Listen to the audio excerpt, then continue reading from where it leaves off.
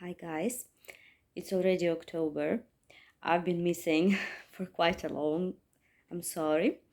I needed some time to recharge and to think about what I want to do next. So now, 2 months after the school year have started, and I have some conclusions because this is my first year as a private tutor that I do for myself, that I don't work for other schools. And now I would like to share with you some difficulties and some things that were hard for me at the beginning. What are the most difficult things working like a private tutor or on call teacher, giving private lessons? So, number one, what was the most difficult at first, when I've already signed up a lesson, yes, or contacted with parents, I have found out their address. So, the first thing was parking problem.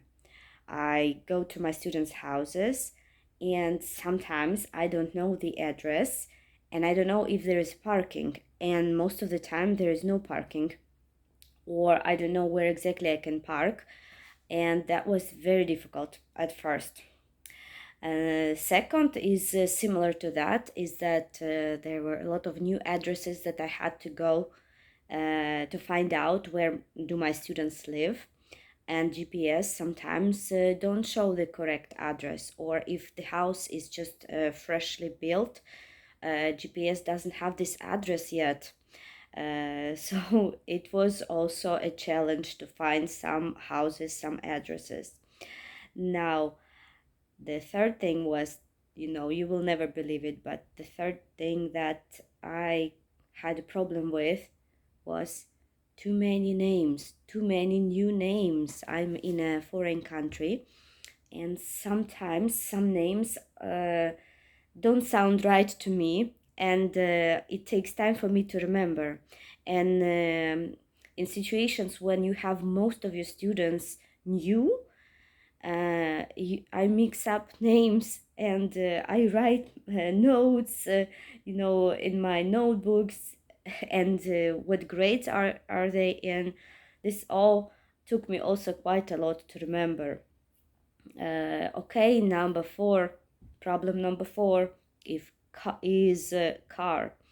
I go to my students by car, and if car breaks, or if there is some problem, or if my husband needs a car, I am just out. I can't work. I can't do anything. I can't go to my students' houses. Most of them don't like online.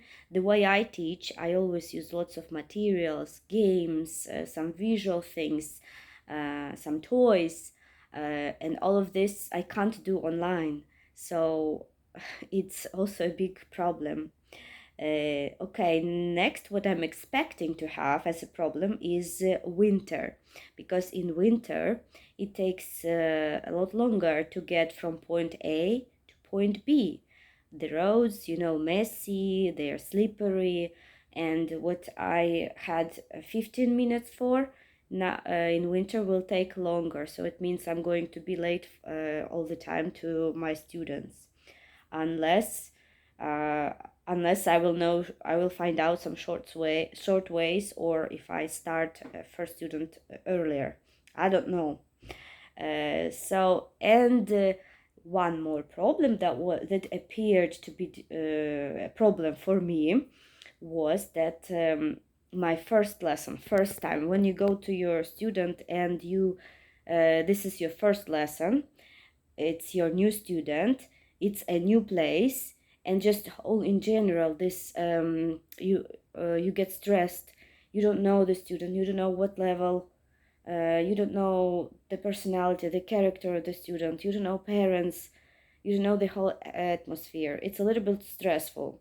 So these 2 months were really, no, 2 months, it's just September and 20 and 18 days of October. But anyway, still I have noticed that new students, it's also a challenge in a way, that it takes time for me to learn, to get adjusted, to get acquainted with the student, to find the best approach to the student.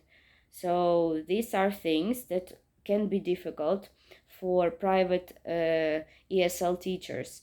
So if you're thinking about quitting your job and start working for yourself as a private teacher, you should remember about these points. I hope my video will help you to be ready for such things and to think and be prepared. Okay, so next time I'll record some practical videos about my games and lessons that I do. And for now, this is all. See you guys in my next videos. Bye.